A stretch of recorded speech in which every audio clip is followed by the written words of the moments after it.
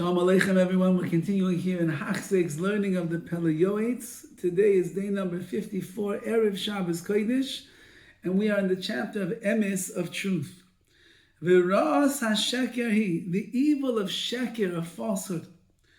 Hira be'inei Elokim v'adam, it is something that is evil in the eyes of Hashem and other people. Kimishu shakran, someone that is a shakran, he's known to be someone that is lying. You can't trust anything that comes out of his mouth. Who nivza v'nimas, he is shamed and he is really detestable in the eyes of people. Uganaya davar le'ein kol ad shavi lebumas ha'olam. And it's such a ganai, such a lowly thing for a person to be a shakran. Even in the eyes of the umas ha'olam, the nations of the world. Yeshin izhar ma'olah ames livrahim v'shalol adar b'sheker. There are many goyim that are out there. They're very particular to say the truth and not to tell a lie. Besides Goldilocks, who Rav Shimshon Pinchas points out over there how many Averas that little young lady was over, and that's what we're teaching our kids when we read these books to them. She's breaking and entering into the house that didn't belong to her. She ended up eating the food that didn't belong to her, and she slept in the bed that didn't even belong to her, and she sat in the chair that didn't belong to her. And then when she finally gets caught at the end, what does she do? She runs away from her responsibility and she goes off running away forever so that she never gets caught. So even in the non-Jewish world, says the Pele Yoetz, many people are trying carefully to be part of the world of Emes. Maybe not the politicians, maybe not all the fake news that we have in the world today, maybe a lot of things that we don't see the Emes. But at least in the days of the Pele Yoetz, and I think that you could find righteous Gentiles as well in our generation, people are trying to say words of truth because they know that that's what counts. And then he writes, saw a Jew that speaks sheker when it comes to business dealing, that he does with the non-Jews, he's creating a chil Hashem, a desecration of God's name. The goyim will say, everybody knows that this Jew over here, you can't trust him. He's a liar. Kazvan, he's tricky. Avlan, he does sins. And they'll speak many bad things about him, and they make a move. It's like a blemish in kachim and the holy things, which means that the Jew himself is kachim, is holy, and because of he now speaking sheker and all of that. So what ends up happening? He ends up creating a move, a great blemish, that the goyim of the world look the way that they look at him. And it's known the tremendous isser, the tremendous prohibition of chil Hashem, of desecrating God's name. How many terrible sins are drawn out of sheker. Like anyone that takes a look and they will see sheker will lead a person down the wrong direction and the wrong path. That is also the punishment of the badai, of the one that makes things up from his own, the person that is always crying wolf, as we will see. Even when he says the truth, nobody will listen to him. That's the whole story of the boy that cried wolf. He cried wolf so many times, and he was lying each and every single time. When finally the wolf came, nobody listened to what he has to say. He's a shakran. Nobody believes him anymore.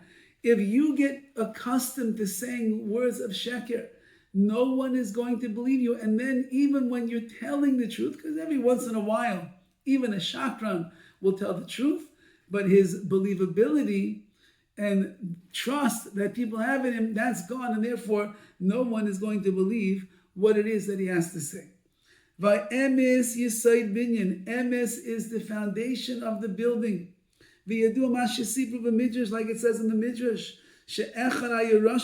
Listen to this amazing story in the Midrash, which is so apropos for the month of Elul as we're preparing ourselves for the Yomim Neroyim. There once was a Rasha Gomer, completely wicked person. But then he accepted upon himself not to say words of sheker anymore. As a result of that, he did tshuva. Because he decides that he's not going to say sheker, suddenly he's doing tshuva. What is the pshat, says the Midrash? Because if this Rasha Gomor was going on his way to do a sin, he would think to himself, if people are going to ask me, what are you doing? What will I answer them? If I tell them the truth, I'm going to do a sin. I'm going to be shamed and embarrassed. And if I say sheker, so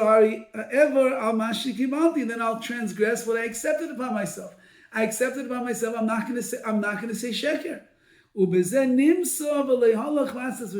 with this, he found himself no longer going in the way of the Rishayim, of the wicked, but he was not standing together with the Chatoim, with the sinners and the sinful things. Which means an amazing idea. Maybe we have to put this into our Avodah for the month of Elul. If a person will cling to Emes and stay away from Sheker, they will then be able to stay away from Chet as well. Because Emes, which is the Rebbeinu Shalom, which means I'm living my life according to Emes, I don't want to lie. So if I don't want to lie, so then I can't get myself in this situation where I'm going to get caught doing the wrong thing. What am I going to say to a person? If I tell the truth, I'm going to be ashamed and embarrassed. If I lie, I'm breaking my Kabbalah, what I accepted upon myself. And therefore, someone who clings to the Midah of Emes in the month of Elul, Rosh Hashanah, Yom Kippur, and the like, so then they are someone that is living in a world of tshuva. And even if you be a Rasha Gomor, completely wicked person, you could always return and come back to Hashem. Well, if you go to minus Emes, Genus HaSheker, according to the greatness of Emes and the lowliness of Sheker, and all the evil that comes from Sheker, it is fitting for a person, a father and a mother, they should educate their children in the ways of the Midah of Emes, of truth.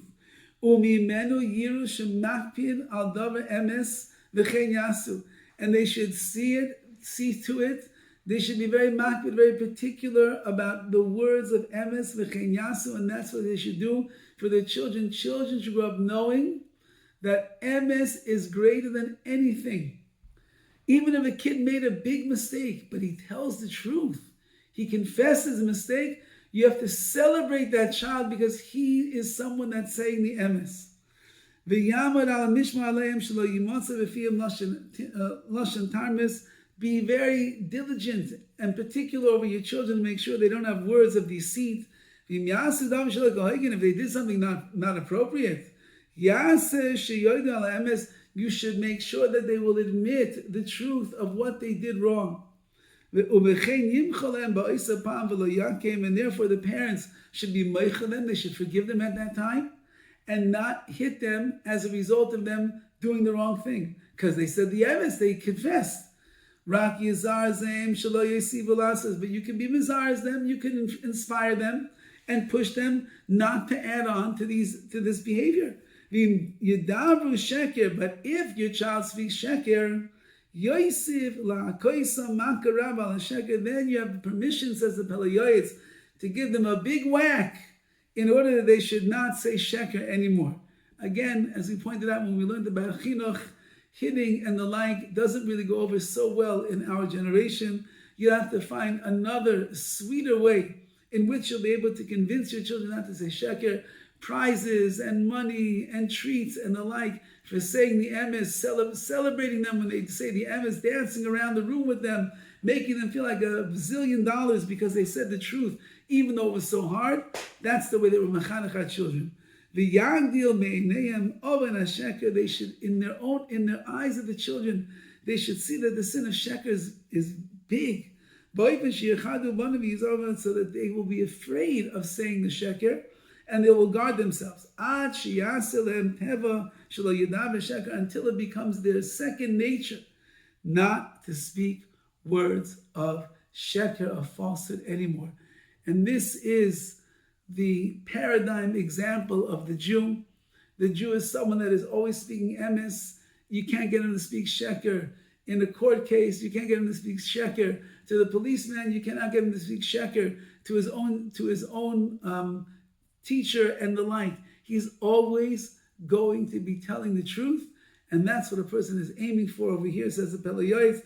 all the brachas, all the good, all the sturdiness of your life, it's all going to revolve around the Yesod HaBinyan, that you built your building, you built your house, you built your family, you built yourself on the midah of Emes, of truth. All the best.